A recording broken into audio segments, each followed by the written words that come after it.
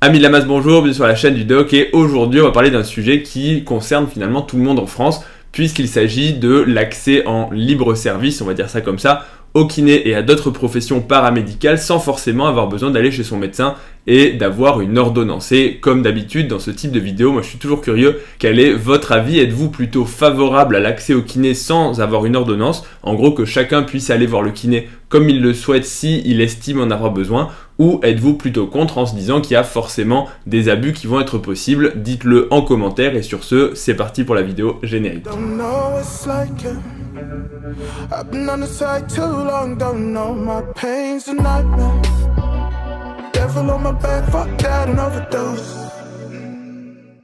Allez, pour rentrer directement dans le vif du sujet, actuellement en France, pour avoir des soins de kinésithérapie de manière remboursée par la sécurité sociale, il faut avoir une ordonnance. En gros, il faut être d'abord passé chez le médecin, avoir la prescription de séances de kinésithérapie, aller voir le kiné et vous pouvez secondairement être remboursé. Actuellement, il y a justement un décret qui est en train de passer, qui doit être examiné prochainement si je dis pas de bêtises, et qui voudrait justement mettre en phase de test pendant une durée de 3 ans et dans 6 départements de se passer de l'ordonnance du médecin pour pouvoir aller directement chez le kiné. Le rationnel derrière tout ça, c'est sous-tendu pour le confort du patient et notamment son accès aux soins de manière égale dans tout le territoire. En gros, le décret précise qu'il y a des déserts médicaux, ça c'est pas un fait qui est nouveau, et que certaines personnes, environ 10% de Français, n'ont plus accès à un médecin traitant, et donc forcément s'il y a des gros délais pour avoir accès à un médecin, eh bien il y a forcément des délais pour avoir l'ordonnance de kinésithérapie. Ça veut dire que si vous devez attendre votre rendez-vous chez le médecin pendant 1 mois, 6 semaines, 2 mois, voire parfois plus, eh bien vous allez avoir un retard diagnostique, un retard thérapeutique,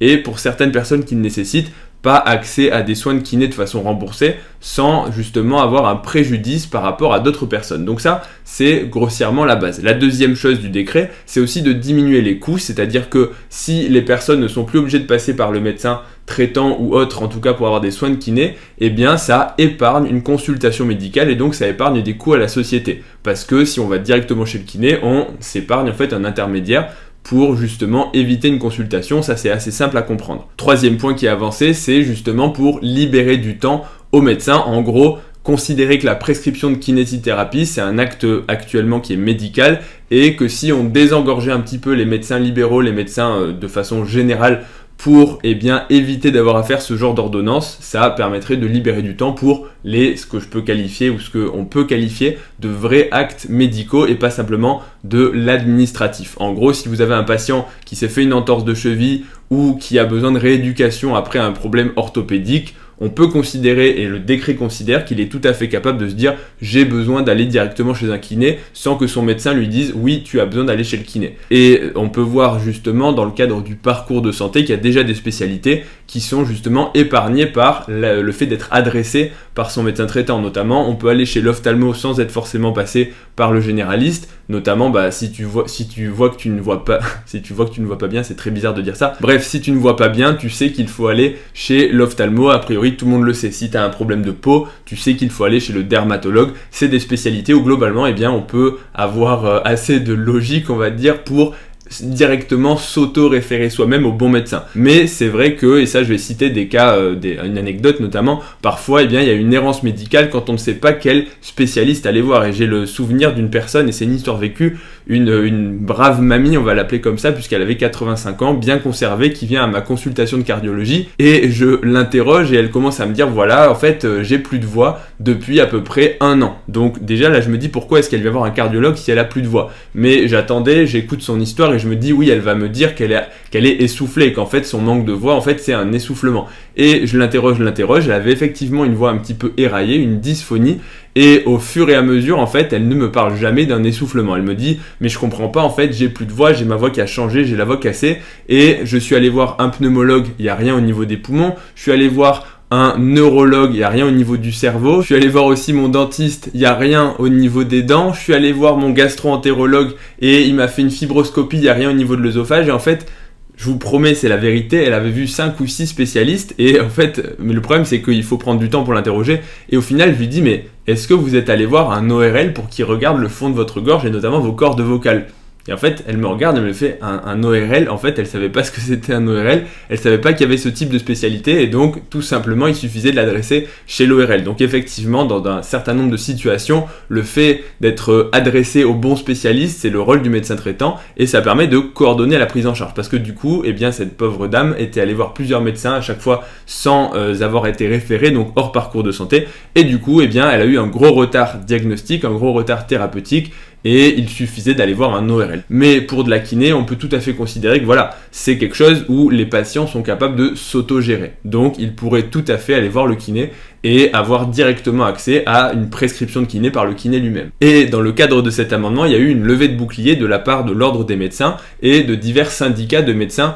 libéraux qui dénoncent finalement plusieurs points qui apparaissent comme négatifs. Premièrement, qu'il n'y ait pas eu de concertation avec les médecins, c'est-à-dire qu'en gros, le gouvernement a fait ça un petit peu en douce de tout le monde, sans concerter les personnes intéressées, notamment les médecins, les kinés, et ça peut être un argument qui est tout à fait recevable. Le deuxième point négatif qui est soulevé, c'est que le kiné actuellement n'est pas capable de faire un diagnostic médical et de prendre en charge le patient dans sa globalité. Et on le rappelle, effectivement, il peut y avoir un petit souci quand le prescripteur est aussi, on va dire, l'acteur, le entre guillemets vendeur, j'aime pas ce terme-là, mais c'est comme si le médecin prescrivait des médicaments et qu'ensuite il vendait lui-même ses médicaments. Si le kiné prescrit lui-même les séances de kiné qu'il va être amené à effectuer, on peut envisager qu'il va y avoir des abus et que globalement il va avoir tendance à prescrire facilement des séances de kiné et donc que il peut y avoir un petit problème, on va dire, éthique ou en tout cas d'équité. Donc ça, c'est un des arguments soulevés. Et le deuxième point, c'est que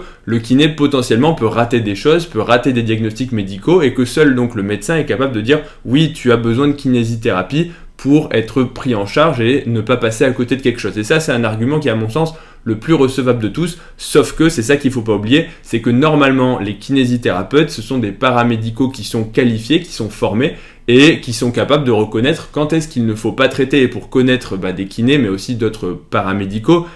après c'est comme tout, bien sûr, il y a des bons et des pas bons, mais de la même façon qu'il y a des médecins qui sont bons et des médecins qui sont pas bons, même si théoriquement c'est anti-confraternel de le dire, mais on sait que voilà, quelle que soit la profession, il y a toujours des disparités de niveau, et donc les kinésithérapeutes sont théoriquement formés à reconnaître ce qu'on appelle les red flags, les drapeaux rouges qui doivent faire dire attention, il faut savoir quand traiter, il faut savoir quoi traiter, mais il faut aussi savoir quand est-ce qu'il ne faut pas traiter et quand est-ce qu'il faut chercher autre chose. En gros, attention, là il y a quelque chose qui n'est pas quelque chose de typique, il y a quelque chose qui doit faire évoquer une autre maladie, même si bien sûr le kiné ne peut peut-être pas faire des diagnostics médicaux, mais en tout cas il sait dire attention, là il faut aller voir un médecin, il faut investiguer, en tout cas c'est quelque chose qui dépasse le simple cadre de la rééducation et de la kinésithérapie. Mais encore une fois, c'est sûr qu'il peut y avoir si on considère les disparités de niveau, des kinés qui vont rater les red flags, mais de la même façon qu'il y a des médecins qui ratent les red flags et on rate tous en fait des diagnostics parce qu'on reste tous des humains. Donc la seule chose à faire, c'est d'être bien formé, de continuer à se former en permanence et d'essayer d'être le meilleur possible dans sa pratique. Mais en soi, moi, c'est pas quelque chose qui va me choquer parce que voilà, il faut être conscient, comme dans toute profession, comme en fait dans la vie en général, il faut être conscient de ses limites et savoir quand est-ce qu'il faut adresser à quelqu'un d'autre, que ce soit un confrère ou que ce soit un autre professionnel de santé. De la même façon que parfois, en tant que médecin, on n'a pas envie de dire qu'on ne sait pas et qu'il faut référer à quelqu'un d'autre ou référer à tout simplement une autre profession, notamment pour tout ce qui est lumbago, tout ce qui est mal de dos. C'est sûr qu'en médecine, il faut être honnête qu'on ne fait pas grand-chose à part envoyer chez le kiné ou rassurer le patient, en fait, on va dire ça comme ça. Maintenant, pour vous donner mon avis un petit peu plus personnel sur cette mesure, parce que vous êtes plusieurs à me l'avoir demandé, je sais qu'il y a des étudiants en santé, des kinés, des médecins qui écoutent les vidéos, d'ailleurs ça me fait plaisir, donc je sais pas comment on dit, big up à vous. Bref, donc mon avis, moi je trouve que c'est plutôt une bonne mesure. De toute façon, pour l'instant c'est temporaire, même si on sait que temporaire avec le gouvernement, ça peut être tout simplement une façon de faire passer la mesure en douce de façon plus pérenne, mais à mon sens c'est quelque chose de positif parce que si on considère, voilà, premièrement on va considérer qu'il n'y a aucun abus. Je trouve que c'est une bonne chose parce que à mon sens la kiné, la plupart des patients, à de rares exceptions près, savent quand est-ce qu'ils en ont besoin sans forcément passer par le médecin. Le médecin n'est que la personne qui va confirmer et qui va dire oui c'est bien, tu as besoin de kiné, et dans de rares cas il n'y a pas de plus-value, et ça je pense qu'on peut tous être d'accord. Effectivement, dans certains cas, il y a des diagnostics qu'il ne faudra pas manquer, des signes, on va dire des drapeaux rouges comme j'en ai parlé juste avant, qui vont dire attention, là il y a besoin de kiné, mais il n'y a pas que besoin de kiné, il y a quelque chose de plus qu'une entorse, il Bref, il y a quelque chose en gros qui ne nécessite pas seulement de la kiné et il faut référer à un spécialiste, un rhumatologue, un orthopédiste ou une maladie différente, en tout cas, ça arrive. Et effectivement, il ne faut pas les rater, mais normalement, un kiné devrait pouvoir, là aussi, s'il est bien formé, s'il est compétent, référer lui-même à nouveau vers le médecin si le patient passe d'abord par le kiné. Donc ça, pour moi, c'est un argument qui n'est pas forcément recevable parce que dans la plupart des cas, je pense que ça n'aura pas de conséquences. L'argument du coût, moi ça je veux bien l'entendre, je pense que ça ferait effectivement des économies à la condition, et ça va être mon gros point négatif, qu'il n'y ait pas d'abus. Parce que je pense effectivement, et ça pour moi c'est le point noir, c'est que je pense qu'il y aura pas mal d'abus sur ce système s'il n'est pas encadré de façon très précise. Actuellement, je connais déjà des kinés par l'intermédiaire soit de patients, soit d'expériences personnelles avec des proches, de pratiques, on va dire, un peu douteuses. Je pense qu'on connaît tous des kinés où ils font 10 personnes en même temps, ils les mettent sur un tapis de course et il n'y a aucune plus-value ni paramédicale ni de soins de kinésithérapie, c'est simplement en fait de l'enchaînement de patients, des séances de groupe qui n'ont rien à voir avec de la rééducation. J'ai l'exemple de ma mère qui est allée voir son kiné l'autre fois, elle me dit oui, il m'a mis 1 heure sur le tapis de course ou sur le vélo, je sais plus, avec 8 autres personnes, et il m'a oublié, elle m'a raconté, elle m'a dit au bout d'1 heure en fait, je lui ai dit mais en fait là je fais quoi, vous m'avez dit de m'échauffer,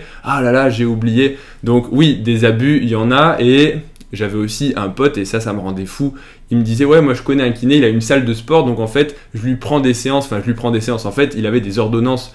pour faire de la kiné, sauf qu'en fait il allait à la salle de muscu 3 ou 4 fois par semaine dans la salle du kiné, et il me disait on est 4 ou 5 à être en même temps, et c'est sûr que là c'est ultra rentable pour le kiné, et ça pour moi c'est de l'abus pur et simple, et ça c'est quelque chose qu'il faut à mon sens vraiment contrôler. Donc c'est sûr que si on ouvre la porte à ce genre de dérive sans même passer par le médecin et sans même contrôler le nombre de séances, en fait clairement, si le kiné n'est pas scrupuleux, n'est pas professionnel, on va dire, et fait des abus en prescrivant des séances à des gens qui viennent en faire, soit faire de la muscu, soit faire des actes abusifs, là, auquel cas, je pense qu'il y a un vrai problème. Donc, à mon sens, il va falloir, si ce type de mesure est mis en vigueur, faire très attention et, je pense, renforcer les contrôles pour éviter qu'il y ait ce genre d'abus. Maintenant, si on considère qu'il n'y a pas d'abus et que les choses sont régulées, je pense sincèrement que ce sera une plus-value pour les patients parce que ça évitera de devoir passer par le généraliste. Je connais beaucoup de personnes qui doivent passer par le médecin traitant pour aller voir un autre spécialiste, alors que si on connaît, on peut savoir où est-ce qu'il faut aller. Parfois, il faut simplement une lettre,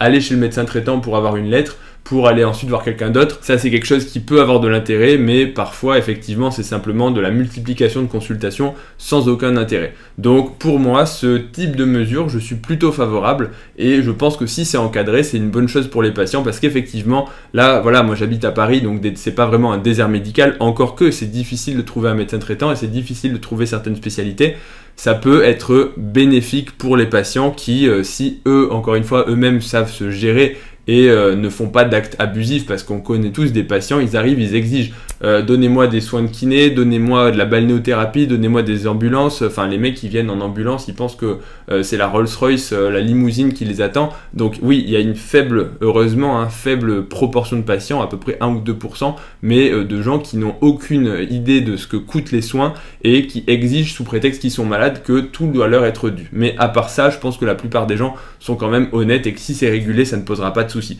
Maintenant, comme toujours, je suis assez curieux de vos avis. Et est-ce que vous pensez comme moi? Est-ce que vous êtes plutôt contre? Parce qu'il y a possiblement des choses que j'ai ratées. Et notamment, un des points, effectivement, que je peux comprendre tout à fait, c'est pourquoi les médecins libéraux? Parce que ça va toucher à la partie financière. C'est qu'effectivement, ce sont des consultations qui sont